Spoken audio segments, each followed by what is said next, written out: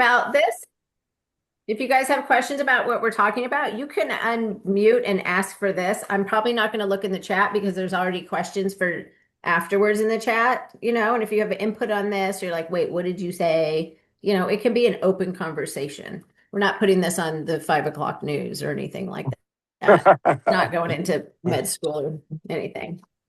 Okay. So like I said, we're going to talk about digestion. The topic I made it is you are not what you eat. Remember, people say if you swallowed your bubble gum, you blow a bubble or whatever, it stay in your body forever, which that may have been very true. But we're going to talk about digestion and absorbing food and actually utilizing the food versus kind of what's happening with people, because a lot of people see food in their enema releases. We have people that will see undigested tablets or medicines and things like that. So we're going to talk about, what's going on and how the body needs to function. And, a lot of people say, well, I eat really healthy. Well, that doesn't matter because if the problem starts at the stomach, the healthy food's not going to be utilized anyways. If the stomach acid's off, if the digestion's thrown off anywhere, what you eat does not matter. Okay. And that's one of the biggest misconceptions in health is that we think simply just eating healthy automatically means that we are healthy people. And I can guarantee you that every time we have a call with a new client, the first thing they say is, but I eat healthy. And it doesn't matter. We can all eat healthy, but if we're not utilizing the food and getting the nutrition, the body is going to struggle and it's going to show up as different things. So the truth is that we can all eat the cleanest and healthiest foods in the entire world, which are probably really hard to find right now. But if the body cannot properly break it down, absorb it, and utilize it, the deficiencies and the symptoms will still develop. I'm sure everybody's had a burp, a bloat, gas, indigestion, acid reflux. I'm pretty sure everybody's experienced that. So the digestion is not just about the food. It's actually, there's a lot of players in the game. Like you can't have the sun without the moon. You can't have hot water without cold water. You can't have Jenny to Forest. There's all these things that have to go together. And that is the same with your digestion. You have to have your nervous system. You have to have your stomach, your liver, your gallbladder, your pancreas, your intestines. You have to have a good microbiome. You need to have good open detox pathways. And if any one of these is compromised, even eating the healthiest foods, it doesn't start with the food. It's going to start with all of those things. So one of the first things that you have to address, and I know there's many people on here that probably have this problem, is that we actually have too little stomach acid. Too little stomach acid. And when you have too little stomach acid and not enough stomach acid, we can't break down our proteins. We can't sterilize the foods that we eat. We can't activate our digestive enzymes, which, as we know, start to break down in our I think about 27 is we stop making 2/3 of the enzymes we need. We cannot stimulate bile flow if our stomach acid is not low enough. It does not support mineral absorption if you have too high of a stomach acid. And our good stomach acid actually helps to protect us from harmful bacteria and pathogens. So if you've ever been with somebody and you're like, but we ate the same thing and I got food poisoning and that person didn't, it's because your stomach acid's too high and theirs was actually low enough to break it down, like a dog. I mean, a dog can swallow a penny and their stomach acid can actually eat through that penny. I've seen it happen. Somebody had one removed. I'm like, it's like 3/4 gone. You should have just left the penny in there. So, like recently in the last, I don't know how many years, when did alkaline water become a thing? I don't even know. Probably within the last 10, 15 years, maybe. But if you want to have your stomach acid should be around a pH of 2, and you're drinking high alkaline water, where's it going? It's going straight into your stomach. We don't want to have an alkaline stomach. If you're having an alkaline stomach, this is when you start to see your food in your stools, and this is the first step to throwing off your digestion. So if you're like, oh, I eat healthy, I have, I don't know, whatever, I had this kale salad, which I don't really think is healthy personally, but whatever you're eating, if you're having alkaline water, you're stopping the ability for your body, your stomach, to take that food and turn it into chyme. Ugh. You, who was that? Shannon, will you mute everybody? See, I know it's very frustrating. Um, and our stomach, the biggest part of what our stomach does is it actually takes your food and that's what it does. It turns it into something called chyme so that it can be broken down further and you can actually utilize it and benefit from it. The chyme is actually made up from stomach acid and digestive enzymes and fluids.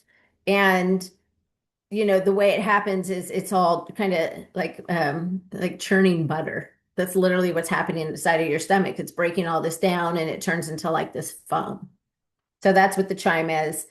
This has to happen so that the food can move properly into the small intestine, and it needs to be adequately formed in order for the small intestine to use it. Otherwise, things are just kind of passing through us.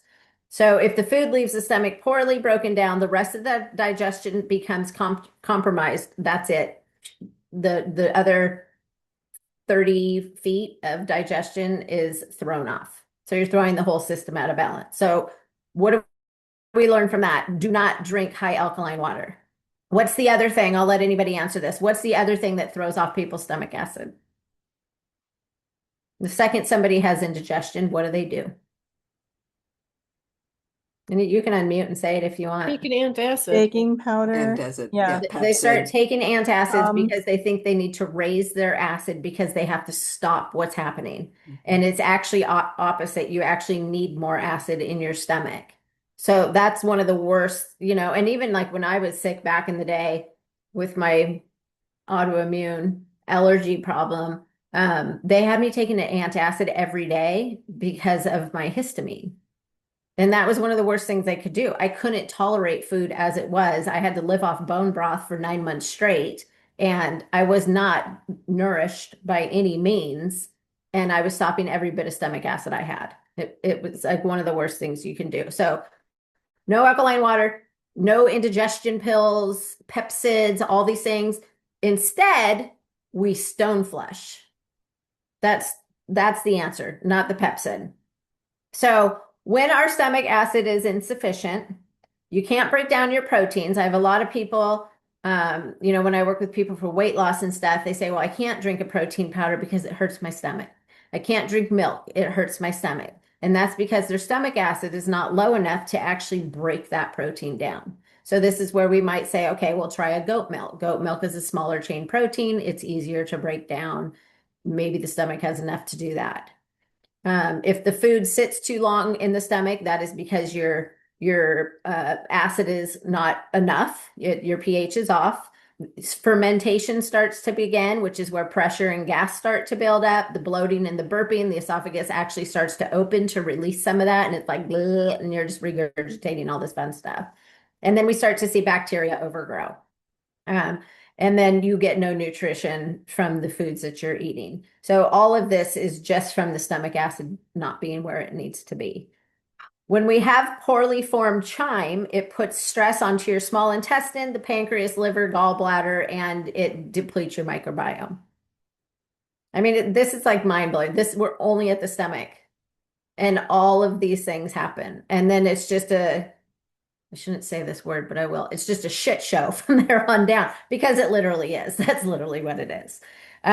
So over time, if this continues, then we start to see excessive bloating. Reflux becomes a real big problem. We start to have food sensitivities, which is extremely common. Dairy, all the big allergens could just be because we don't have enough stomach acid. And it's actually that you don't have these things. If you get tired after meals, constipation, inflammation, mineral deficiencies, brain fog, and then people start to see their hair fall out, their skin starts to age faster, their nails get ridges and wrinkles, and they don't grow, they peel. Mine used to peel back all the time. And all of this is, again, because of stomach acid. So the way we try to fix things, well, not us, but normally, people try to fix the symptoms instead of addressing and going to the top of the waterfall where the problem started. So if anybody's drinking these high alkaline waters, knock them out, get rid of them, go back to regular good old water. You don't want to be messing with that. Um, and then people will start taking some supplement because, oh, my tummy is actually bloated. Well, they'll say I have an upset stomach. And my question always is take one finger and show me where is your stomach? And they all point to their belly button. Well, that's not your stomach. Those are your intestines. So taking a supplement for that is not going to fix what's actually started up in the stomach. The stomach's below your left ribs. Um, if people have problems with meals and they believe their stomach acid is okay, sometimes it actually has to do with the nervous system. So I've talked about Ujjayi breath a million times. You sound like you're breathing like Darth Vader. It's a very loud, like you're fogging a mirror, but the mouth is closed and you're actually breathing through your nose, is what it sounds like. If you can take 10 of those breaths before you start eating, you will digest your food better. So get on YouTube and look up Ujjayi breath. And this is the first thing when I have people that want to lose weight, I say you need to take 10 rounds of Ujjayi breath before you eat every single meal, drink half your body weight in ounces of water, and you should drop about 10 pounds in the first month just from breathing before your food, because it's a part of your parasympathetic nervous system, which is your rest and digest part of your nervous system. So if you can stimulate the vagus nerve and then eat your food, your body will absolutely break it down better for you. So that's another trick if you're feeling, or if anybody's feeling like they need to have better digestion. I do that all the time, not because my food's not digesting, but because I need to sit and I need to enjoy and I need to calm down and like take time to eat and chew and not just rush through it. So it's kind of a reminder for me to, enjoy the foods that we make. Okay, so just know your digestion does start in the stomach, but it's also highly connected to your nervous system.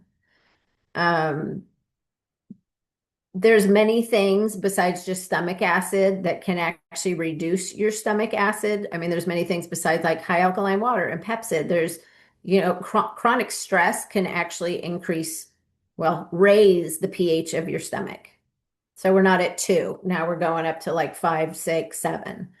Chronic stress, rushing through your meals. I know millions of people that eat in their car and they're in traffic and that is not helpful for digestion. Overeating actually raises your stomach acid, and then aging. As we get older, our stomach acid, the pH raises.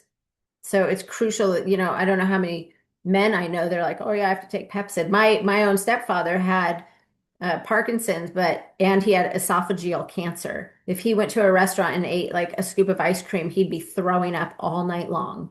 And it's not fun to go through things like that. So even just aging and not being able to break down these foods can affect how your stomach acid is.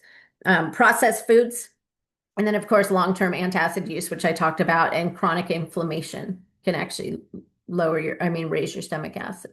So a stressed body does not digest efficiently. And it can be like this. You might be having a weekend meal where you're out with friends and you're really enjoying it, and you might digest that better just because you're in a better state. Your nervous system is relaxed, and then, people that are very busy and you're like, I just got off work and I have to have dinner on the table in 30 minutes, and then you're just trying to eat, that next day you could be in a totally different state. So many things can actually affect this. Your body must feel safe when you're eating to properly digest, absorb, and repair your body with your foods. It's really, in fact, I told somebody the other day we were having a dessert, maybe it was Shannon, and we were eating something. I don't know, maybe it wasn't Shannon, but anyways, and it was a dessert, and I enjoy desserts. I really do. Not every night, all the time, but when I eat it, I'm going to enjoy it because my mental state of appreciating it and enjoying the flavors makes me digest it more versus I want a piece of cake, but I know I shouldn't eat that. You're not going to digest it with that frame of mind going into it. So if you have that thought, just don't eat it because it won't benefit you at all. But if you talk to it and love it and say how good it is, then you're going to utilize every bit of it. Okay, let's go into the gallbladder and bile. So your gallbladder is like your liver's best friend. Your liver makes the bile. The gallbladder is like your storage unit. I know a lot of people don't have gallbladders anymore because they take them out because of, they say, oh, you have stones or whatever. Well, we can get those out. The gallbladder is your storage unit. When they take it out, you have a constant drip. Your sink is now leaking. So there's bile constantly going now. Okay. The bile is essential. We have to have bile. It breaks down your fats. It helps absorb your fat soluble medicine and vitamins. If you're taking a medicine, or, usually if a medicine is water soluble, they'll say it's water soluble. Anything else must be taken with fat. All your supplements, every medicine you take should be taken with fat to be properly used by your body. Your bile also helps to remove toxins. So if you've ever noticed, those of us that have done this protocol a long time, but if you go through phases when you kind of feel kind of off and you might have picked something up or you're passing more infection, you'll find that your releases are really yellow or orange, or you might even notice a film around the toilet. And that's because your body's smart and knows, oh, I got to clear these toxins out. So it starts to produce a little more bile for you. So if your enema releases are always yellow, always orange, we need to address what's going on inside the body. Your bile also helps for supporting hormone clearance, and it actually helps to lubricate your bowel movements. Thank God for that. So if you notice too, like I have a friend actually who had her gallbladder removed, and she's like, my hormones are a mess. Well, because your storage unit's gone and it's not secreting as needed, it's just constantly dripping. So that could also be a part of what's going on.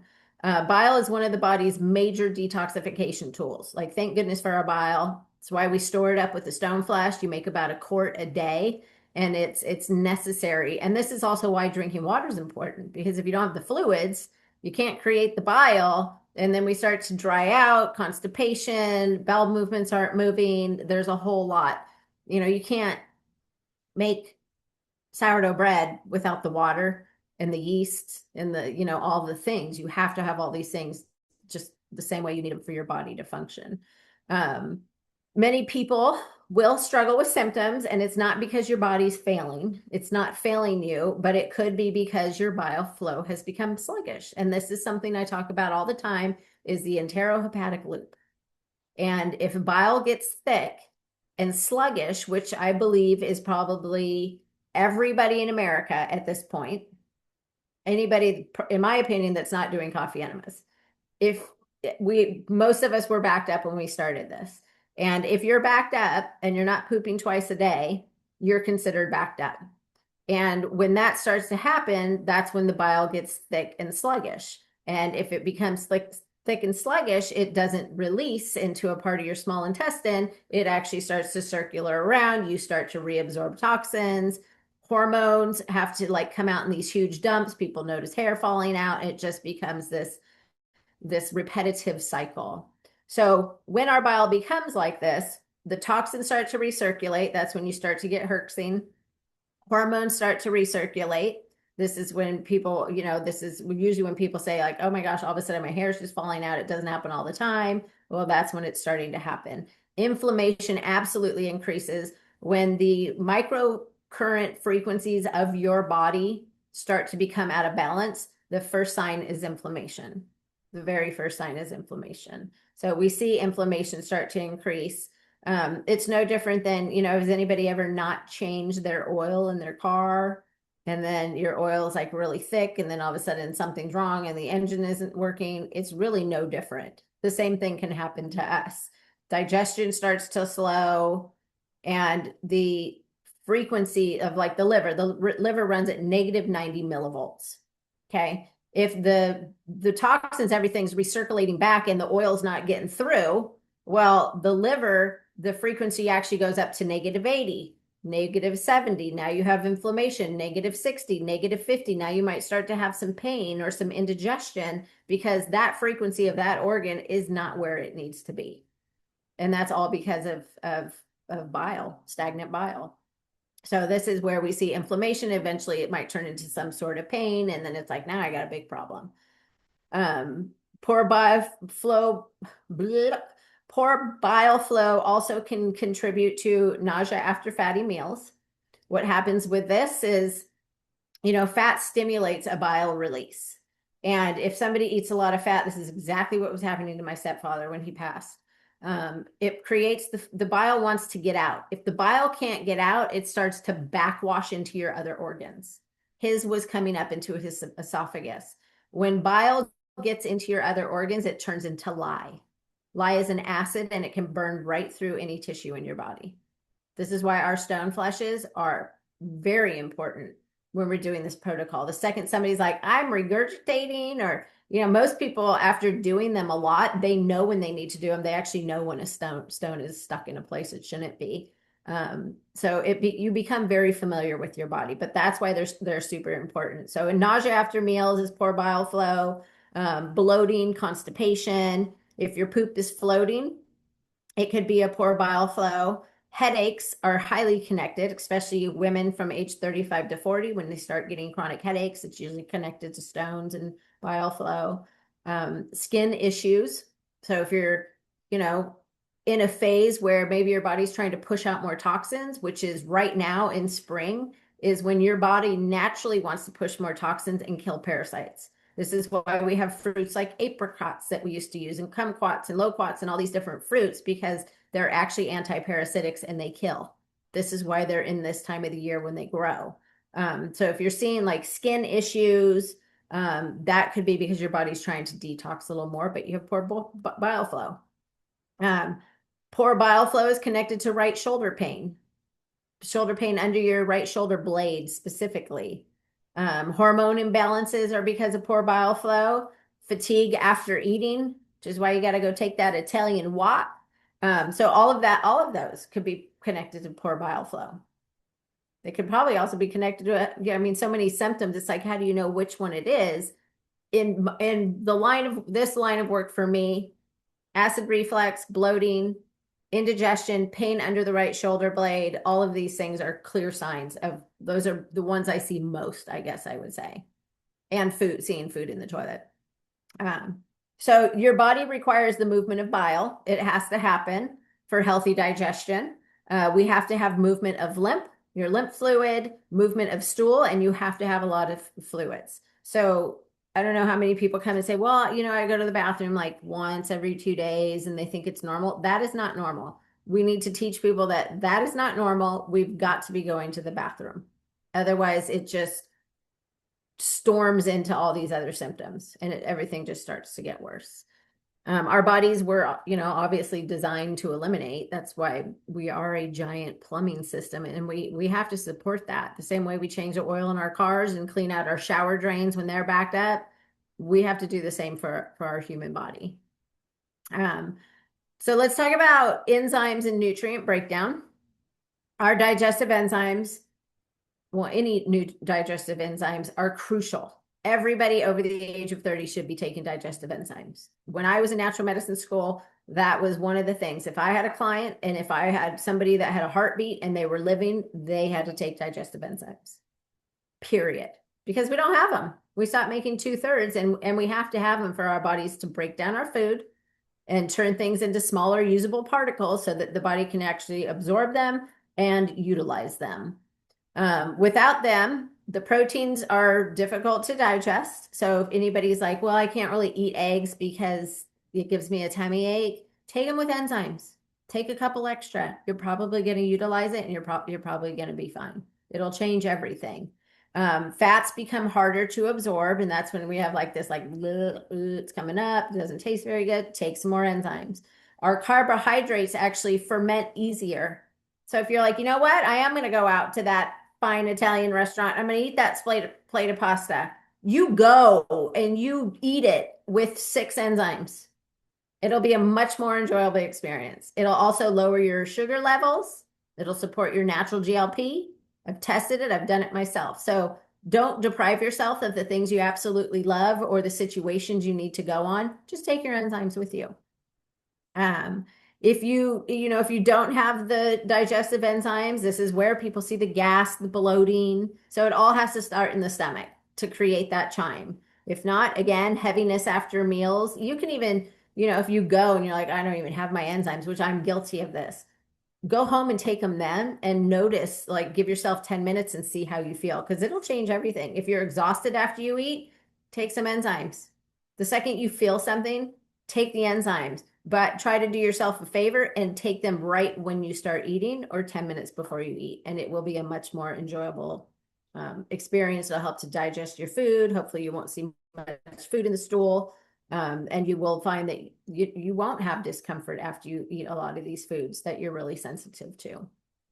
A lot of people will consume a lot of these nutrients, but we don't fully extract the nourishment from the meals if we don't have the enzymes. So you might feel like, oh yeah, I'm full. Well, but yeah, you might be full, but you're not utilizing any of the food that you just ate. It's actually sad because how much we have to pay right now to eat healthy foods and be healthy. And then to think like, I'm not even getting the benefit of it. I'm getting ripped off over here. So think of this is an analogy. Y'all know I love my analogies. Think of your digestion like a construction site. The food is the raw materials, the woods, the whatever those big pieces of plywood or whatever they use in the house. That's the food, the raw materials. The enzymes are the workers that break it down into usable pieces. So try to build a house with 17 3x24s and you don't have a saw to cut that wood. You can't utilize it. Right? So the enzymes are the workers that break it into the usable pieces. If you don't have enough workers, the materials just pile up instead of being utilized efficiently. And that's exactly what's happening with your food in your body. So when we have food that is partially digested, your body's the first thing it's going to do is you're going to get bloated. I mean, I used to eat foods and within 10 minutes, I'd look like I was 9 months pregnant and asked if I was pregnant even one time. So that's the first thing that's going to happen. Then you're going to get kind of irritable and feel irritation in your body because nothing's breaking down. Again, food sensitivities, you're going to be like, oh, I can't eat that ever again. I had a food sensitivity. It must have been the food. It's not the food's fault. It's the way our bodies aren't utilizing it. Your microbiome will become imbalanced and your immune will activate. So anybody ever eaten something and all of a sudden you're like the next morning or even the middle of the night, you wake up and you're covered in hives? That used to happen to me all the time. And it was because of my digestion. It's actually not the foods. Now I can eat everything. Anything under the sun I can eat. And I haven't seen a hospital since, addressing all of these things. So burping, let's talk about burping. Does anybody notice that since starting this protocol, the burps are reduced and you really don't fart? It's pretty cool. Anyway, so burping is an indication that you do have low stomach acid. You have slow digestion. Fermenting is not happening where it needs to happen. You probably have trapped gas or you're swallowing air. And all of that is connected to your digestion. So the food could be sitting in your stomach too long instead of moving down through the rest of the digestive tract. And bloat, I mean, I think I know everybody in the world that said, I'm kind of bloated, because we've all experienced bloating, which is very common. However, it's not normal to be bloated. And it's because of the poor breakdown of food. It's always going to come back. Poor breakdown of food. Bacterials are starting to become out of balance because there's not enough stomach acid. Sluggish bile flow, constipation. You don't have enough enzymes, and the fermentation that's happening inside of the gut because the food's sitting there too long is all connected to this bloating. And then, like I used to drink bubbly water to try to make myself burp because I was so miserable. It's just adding another problem into the mix. So if there is a lot of gas, just know it's because the food is sitting long. And honestly, if you're eating something, you're like, I just don't feel good or comfortable, just take an enzyme. Even if it's not our enzymes, find some enzymes, keep I have a bottle on my desk. I got a bottle in my car. I got a bottle next to my bed, one in the bathroom, one in the kitchen. I have bottles everywhere because I'm not going to go without my enzymes. I don't like being miserable. So have these things on hand so that you can take them when you need to. Okay. Food in your poop is very common for many, many people. And we just think, oh, I just didn't digest it. Lettuce, dark leafy greens, very common. You're going to see those in your poop. Corn, you're always going to see it unless you can find an ear of corn that is sprouted. That's never going to happen. So you're always, this corn's always going to take a window seat in your poop lane. Okay. Um, but if you're seeing other things, you shouldn't be seeing those things. So we have to address why this is happening. And we know it's because of the low enzymes. When you see it, you know your body is inflamed because that's not supposed to be in there. It's supposed to turn into this foam so that your body then can utilize all that nutrition. The digestive tract might be working too fast because now your body's like, it's got to get out because your body knows it doesn't want it to be in there. And then we start to have weakened digestive signaling, and then it becomes this repetitive. Once things get repetitive, it's no different. Like Shannon and I were talking the other day about she used to have wear a brace on her elbow from cleaning her colonic machine. She had to do this. Well, repetitive motion is going to create some sort of injury over time. Cleaning a pool. Eric cleans a pool. He's got pain in his elbow. It's the same. If our digestion is constantly going through this, it becomes repetitive, and then the problems are harder and harder to go away. Reflux. Has anybody ever had that? That's disgusting. I tell the story, but I had to learn how to barf and swallow when I taught aerial yoga because I would travel and do these Wanderlust festivals, and you'd have to eat lunch, but then you're teaching 17 classes a day and you're upside down half of them. So you had to learn to barf and swallow, which is not fun. But reflux is kind of similar because it's like gurgling and bubbling up, and it's because the food is not breaking down and it's sitting in the stomach, and you don't have enough acid to break it down. And then instead, we go take a Pepcid, which then makes it even worse. And then you try to go to bed, and all of a sudden, you're gagging and choking on your own, who knows what. And you sit up in bed and you think you're going to die. It's pretty awful. And that the body may open the esophagus in response because of the pressure and the fermentation that is happening. And over time, that is what can cause like esophageal cancer. Or even some of these different autoimmune diseases that where people like can't swallow. We were talking about it earlier today. I used to have a customer that would come in and eat meals, and he'd have to have 3 giant glasses of milk to be able to get his food down because his digestive was his nothing was working muscle wise. So suppressing these symptoms without addressing it is not going to solve the root problem. It's actually going to increase the problems and start to make things worse. And then let's talk about minerals. Minerals will not absorb if our digestion is not working properly. And we can take them, but the problem is we're usually taking them some sort of supplement or a capsule or some drink that's pure salt that's not a real salt. It's oversalted and it doesn't have all the actual minerals that you need for your body to utilize it. And if it is a capsule and you don't have stomach acid, the capsule is just going into the toilet. And this is extremely common too. So another reason we need healthy stomach acid, we have to have minerals in our body. If we don't have, the minerals in our body because of our stomach acid, we actually might start to blame it on other things. I've heard people ask like, well, doesn't the coffee enemas get rid of your minerals? No, you're not absorbing them from the get-go. It has nothing to do with your coffee enemas. It probably has to do with stomach acid and the digestive problem and the bile problem and everything else. Minerals have to have a healthy stomach acid, period. They have to. They have to have enzymatic activity to be absorbed. You have to have proper bile flow. So if we're having stagnant bile, you're not going to get your minerals. Your gut lining needs to be healthy, which, thank God for the butyrate that everybody loves the smell of. That's starting to address a lot of people's gut linings. And then you've got to have the microbiome be in balance to absorb your minerals. And if there's inflammation from either raw foods going through or not enough bile going through, you're not going to get the nutrition absorption. You're not going to get the mineral absorption either. It's a whole can of worms. No pun intended. Chronic stress can delete your magnesium, potassium, sodium, and zinc just from being stressed out. A chronically stressed body can become nutritionally depleted even when the food intake appears adequate. And this is like, we go through waves of stress and not being stressed, right?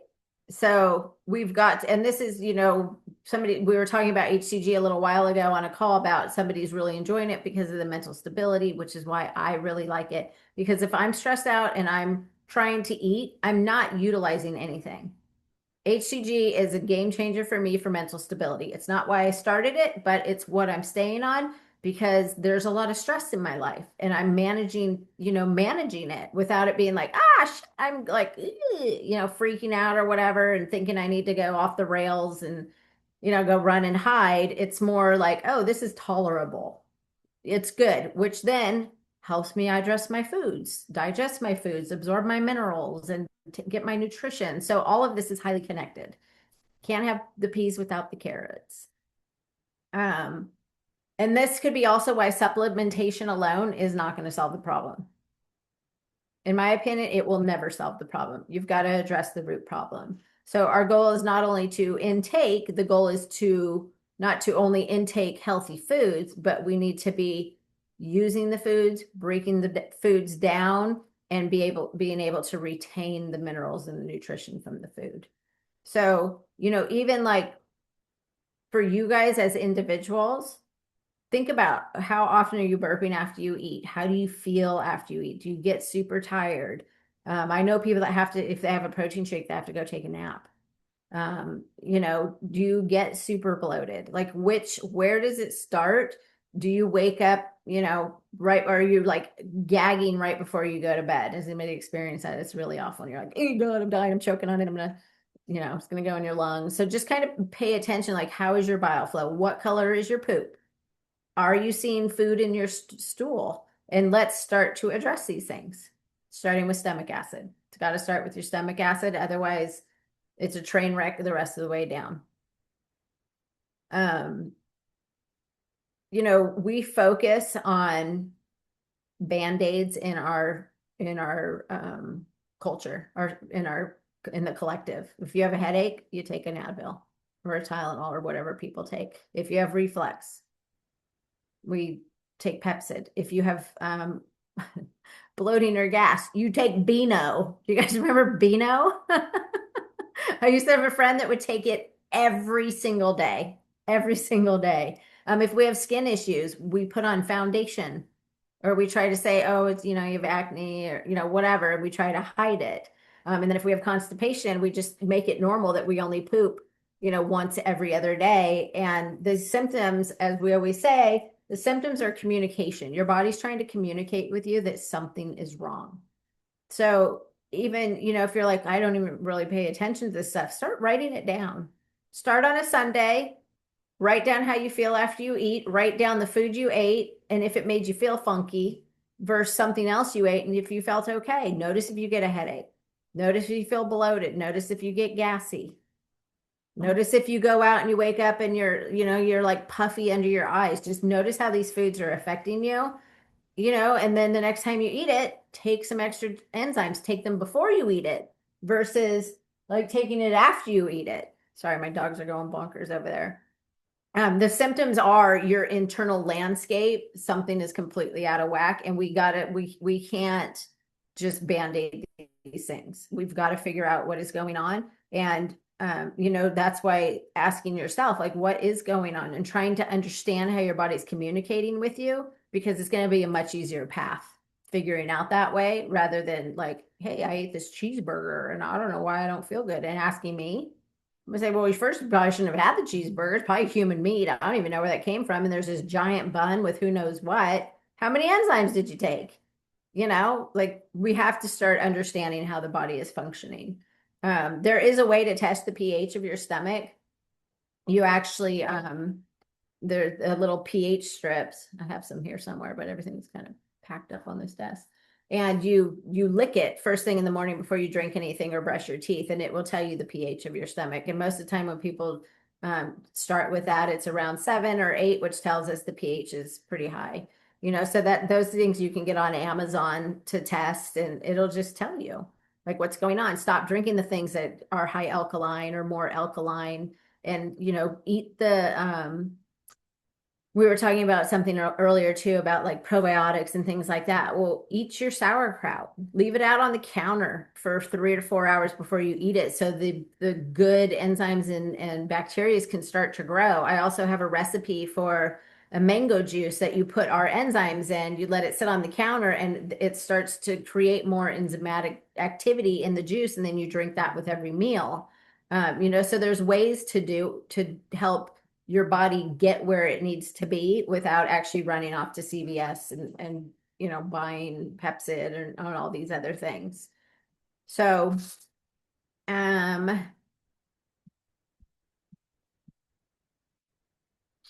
me see. I'm trying to read my own writing and it's not working. So instead of only asking like, how do I stop the symptom? Maybe the better question is, what's the environment in my body that's making this symptom develop? Right? Even to think about that with, we talk about different diagnosis. You might get a diagnosis and they're going to want to stop the symptoms of that diagnosis. But instead, why don't we ask, what is going on in my body that allowed this diagnosis to happen? And let's start to address these things. And then you'll notice as things improve, as you start to have better bowel movements and clean out with your enemas, the digestion is going to start to improve. As we start to get rid of some of these infections that we have, you're going to be able to tolerate things a lot better. Sensitivities are going to go down. Your resilience is going to start to increase. You might get, we're never going to be sterile or 100%. You might get sick, but you might be a little more resilient. They always say, oh, kids are resilient. They bounce back. Well, we can too with proper support. Your nutrients will absolutely start to improve. Your absorption of things will start to improve, and your hillbilly ability to heal will get better. I added those two words together. So anyway, so that's the end of what I wrote down. If you have questions on that, you can ask, or if you're like, oh, this kind of sounds like me, let's start journaling and taking some notes and see if we can figure out what's going on in the body and where the hang up is. And start with the stomach and work your way down. Did we lose Shannon, y'all? Shannon, we're done. You can stop recording. I don't know where she went.